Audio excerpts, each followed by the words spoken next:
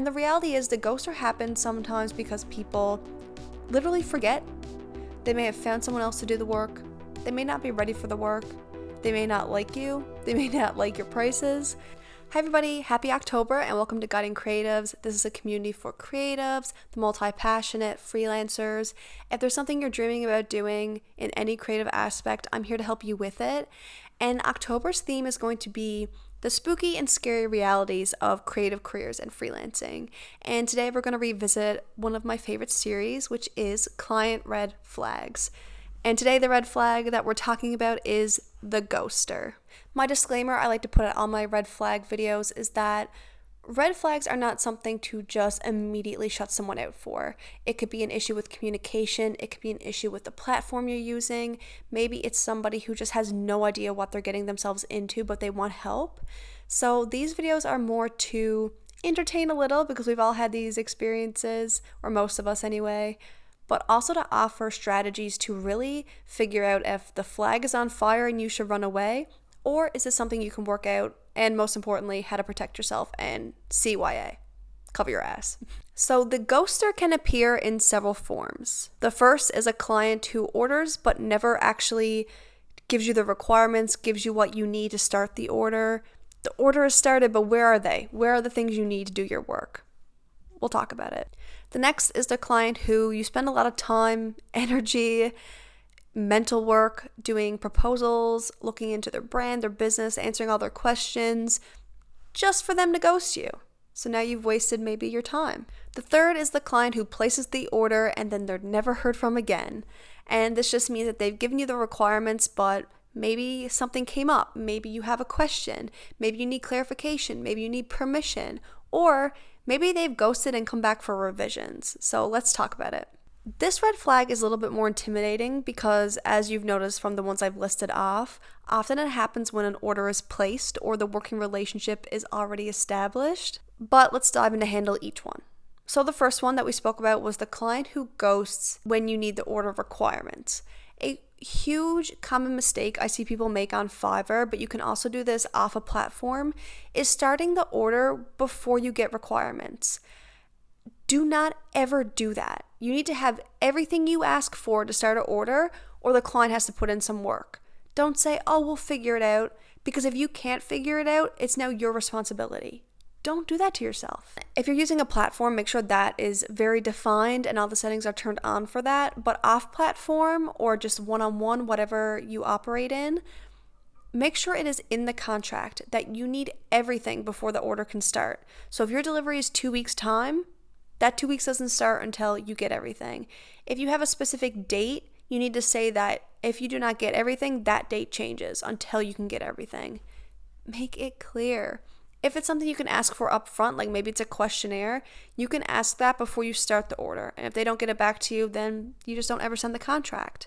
But one thing I want to really, really emphasize here is that if you have 10 things and they give you 9 out of the 10 things, do not start.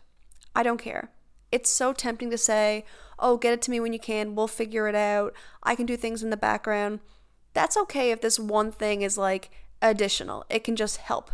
For example, when I do strategies and audits, I don't necessarily need the analytics of people's accounts because I can use software, or maybe it's a more base level strategy, but I say, hey, if you have any screenshots you want to attach, like, feel free to send them. That's not stopping me. It can just make me make the order delivery a little better, but that's also a slippery slope. So be careful with that as well. But my point is, don't start it, because if that's the one thing that's going to slow you down, cause a late delivery, cause some inaccuracies, or result in the client turning around and being like, you didn't do this was part of the order. Don't deliver something partial. If you can't get everything you need to deliver exactly what you said you would, don't start the order. But you need to protect yourself ahead of time.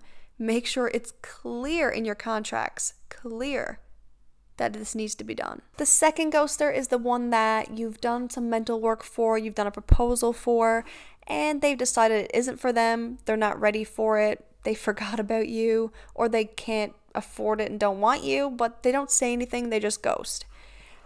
This is frustrating just because non-billable tasks, something I've been learning a lot, take up so much of my time and energy, and it's just not worth it. It's not worth it when you're sending out 10 proposals and you're only getting one back, but you're spending hours doing that. My time could be used better elsewhere. But it also doesn't make sense to completely ditch doing this because one, it can be potentially a great relationship, and two, you may be looking for work, so you have to put yourself out there.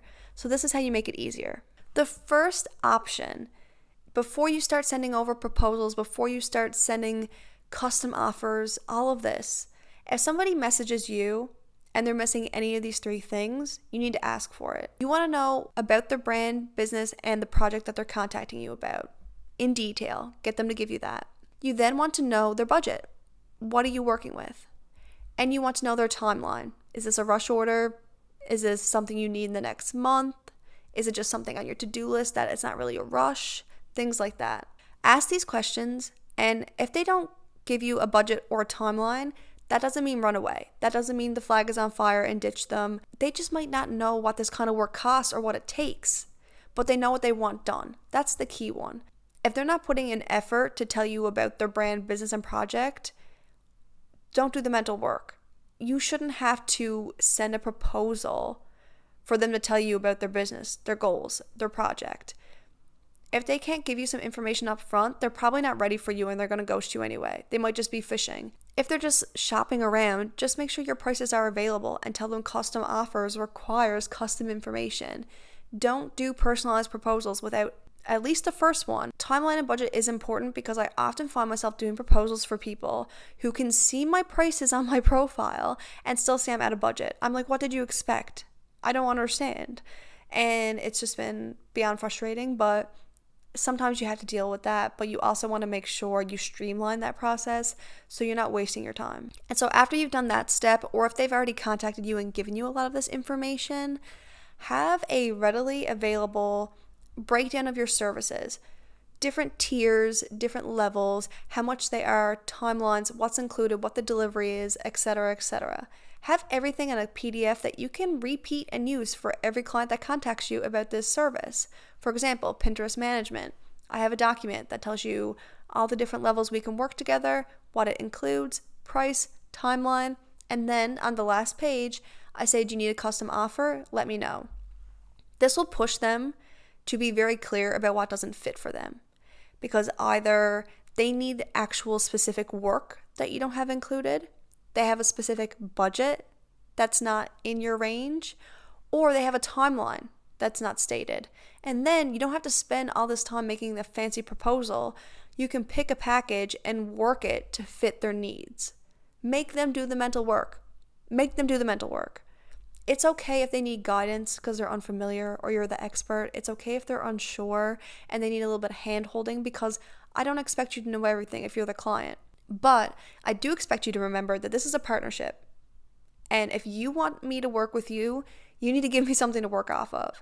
If they're not willing to do the mental work, they're not someone you want to work with anyway. And now the scariest client of all is the ghoster. You have an order, you almost have it done, you're locked out of their Pinterest account. They're not answering you. Delivery is due. So what do? This is when platforms kind of help, because you can get customer service, a middleman involved that can reach out to them more personally. But take the responsibility and start reaching out. Send emails, even if it's daily. Ping them and say, hey, this is a question I have. This is an issue. We need to figure it out. That's the first thing you can do. Actually pester them, make it clear you need this. The second is make it clear in your contracts that if they fail to provide assistance in areas that you have no control over that are related to their business, like login information, clarification, maybe they sent you a file and it's corrupt, things like that. If they fail to get back to you in a timely manner, that you are allowed to extend the delivery time. Just make sure it's in the contract so they've signed off on it. So if they try to come back at you with it, you say, hey, it was in the contract. You're not answering me. It's there. It's there. They can't fight you on it if it's written and they signed off on it. But the scariest part of this is the person who, when you deliver, and it's often those rush orders, you deliver, you don't hear back from them. For like a week, it could be a month. I've had people come back to me in a crazy amount of time. You need to make it clear that there's only so much time for revisions. a revision period of 3 days, a week. If it's a couple days and for some reason the client needs more days, tell them they have to let you know and it has to be agreed upon. But after a amount of time, if they need revisions, they will have to pay for it. You have to be able to close out projects. I know it sounds good to say, whenever you get a chance to look over it, I know you're busy, come back and we'll fix it. I know it's nice to say that. But if you start doing that for every client, you're going to have people come back around. It's going to throw a wrench in your plans. It's going to completely throw you off course. And it's just going to muddy the waters. It's going to make things so confusing and so overwhelming. You have to be organized. That's the biggest thing about this ghosting thing and red flags in general. Be organized. Tell them what you expect from them.